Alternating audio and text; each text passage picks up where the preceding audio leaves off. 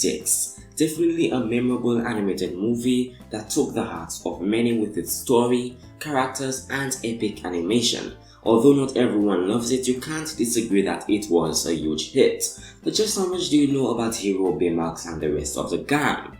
Welcome to Arcade Raid, I'm Darnie, and today here are 21 Big Hero 6 facts that you probably did not know.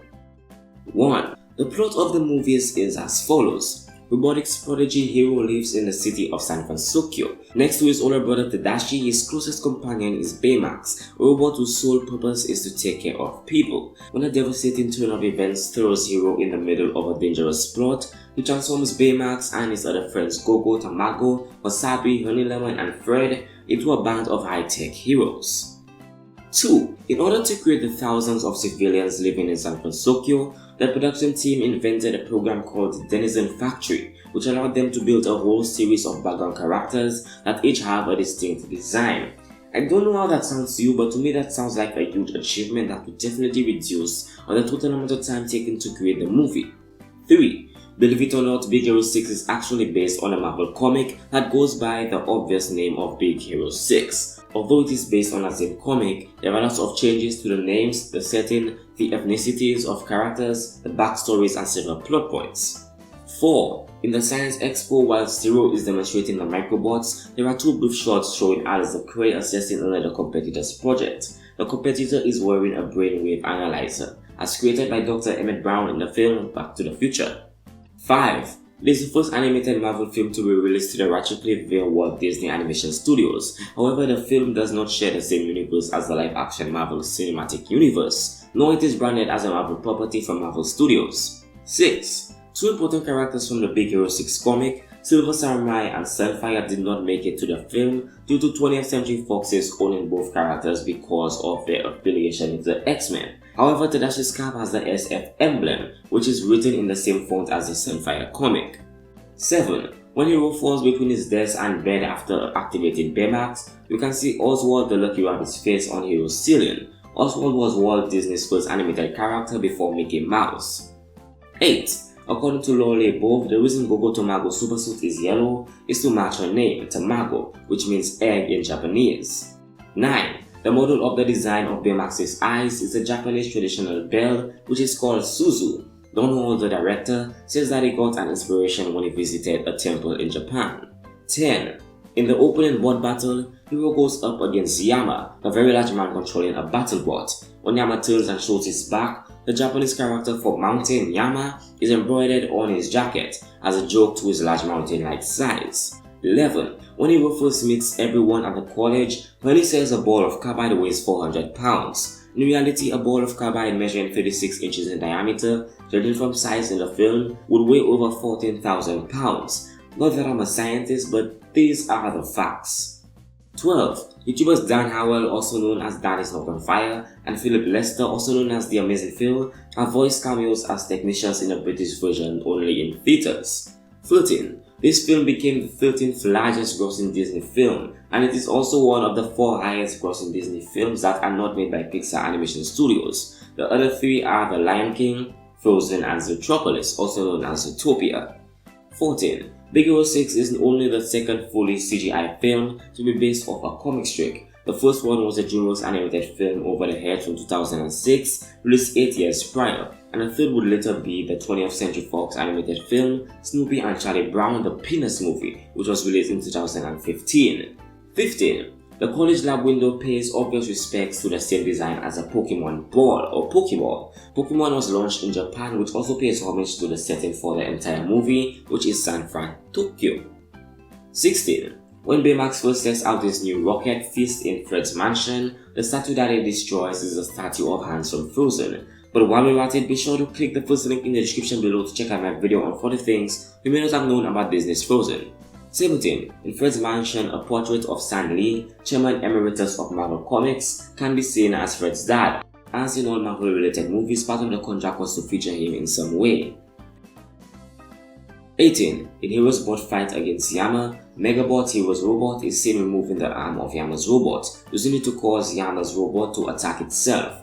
Then Megabot is seen punching Yama's bot rapidly in the head, This resembles a scene in The Incredibles in which Syndrome's robot is destroyed by its own arm, and a scene where Dash punches the villain in the face rapidly. 19. In the final scene of the movie, when Hero puts the robotic hand on the shelf, there is a large yellow book on top of the shelf with the name McMaster-Carr on the spine. McMaster-Carr is a supplier with a catalog of over 550,000 electrical, hardware, mechanical, and other products. The annual catalog is yellow and the 2014 edition is nearly 4,000 pages long. 20. In the first scene in the college lab, each of the main characters are working on something that helps them in the battles in this movie. Gogo is making a speed bike which later is added to a suit to make her faster. Wasabi is working on lasers which get turned into his arm blades. Honey is working on chemical orbs which later become a main weapon, and Fred shows his science spinning which aids him in the final battle. This fact is mainly for those of you who haven't yet seen the movie and are planning to, or it's completely useless to those of you who have already seen the movie. Either way, I'm not lying back. Fact 20. 21. This is the second time James Cromwell has played a character who invented the three laws of robotics. The first time was in I, Robot from 2004. In fact, the plots of the two films are quite similar. An army of seemingly benign robots are hijacked by an unknown third party. A big brother of the hero is killed early in the movie, leaving him a robot companion. The unknown third party then uses the robot army in order to gain power and take over the city. The hero and his robot companion slowly discover that this third party is not who they originally suspected, and is in fact someone that they met early in the story, but thought nothing of. Some of the character roles are switched around, but the plots are very similar. Thanks for watching Arcade Raid. If you enjoyed this video, learned anything new or want more, don't forget to smash that like button, leave a comment down below on what you want next, and subscribe for new videos like this every single week. Also check out the links provided in the description below to view previous videos. Once again, thanks for watching, and I will be seeing you in the next one.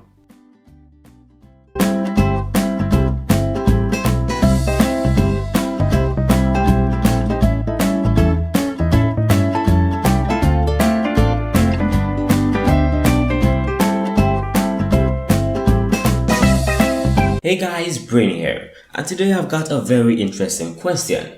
OLED versus QLED, which is better? Now this is something that I personally wondered about, and when I did my research all my questions were answered. So in this video I'm going to be telling you what's OLED and what's QLED and which one is actually better. First off, let's talk about OLED. OLED stands for Organic Light Emitting Diode. Each pixel in an OLED display is made of a material that glows when you give it a jolt of electricity. This effect is called electroluminescence. Electro for electricity, lumen for light, and essence for, well, basically essence. The specific electroluminescent materials used in OLED displays are organic compounds, which means they can contain carbon plus some other ingredients. Each color requires a different organic compound. Each tiny OLED pixel in the screen creates light depending on how much electric current you send to it.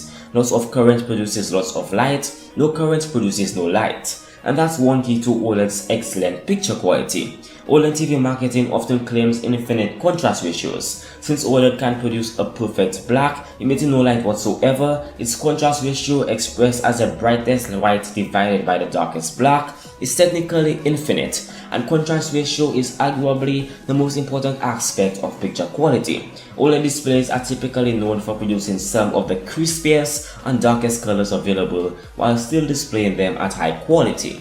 Now, what is QLED? QLED stands for Quantum Dot Light Emitting Diode. QLED is essentially a new variation of the quantum dot TV technology that headlined at Samsung 2016 SUHD or Super UHD range. Quantum dots are tiny particles of between 2 and 10 nanometers in diameter. They are employed in displays due to their ability, in conjunction with other materials, to give off different colors according to their size. The advantage of this is that they're capable of emitting brighter, more vibrant, and more diverse colors, the sorts of colors that really make HDR content shine. Thanks to the high peak brightness that can be achieved, quantum dot TVs are also considered to be the most cost-effective to manufacture than OLED ones, meaning consumers can enjoy comparable or even better picture quality at a lower price. What QLED displays usually lack in is contrast ratios. They cannot produce as dark a picture as can be produced by OLED displays. Now the question is, which is better? And the answer to that really depends on who you are. It depends on what you really want to see while watching videos, movies, or even pictures. The great thing about these displays is that they don't work like LCD displays and can therefore be made smaller and smaller in terms of the width of the TV or monitor. The LG W series, for example, uses an OLED display and fits in at an amazing 2.5mm thickness. Both OLED and QLED displays are known for producing very high quality images, and again, which one you get really is dependent on who you are and what you need.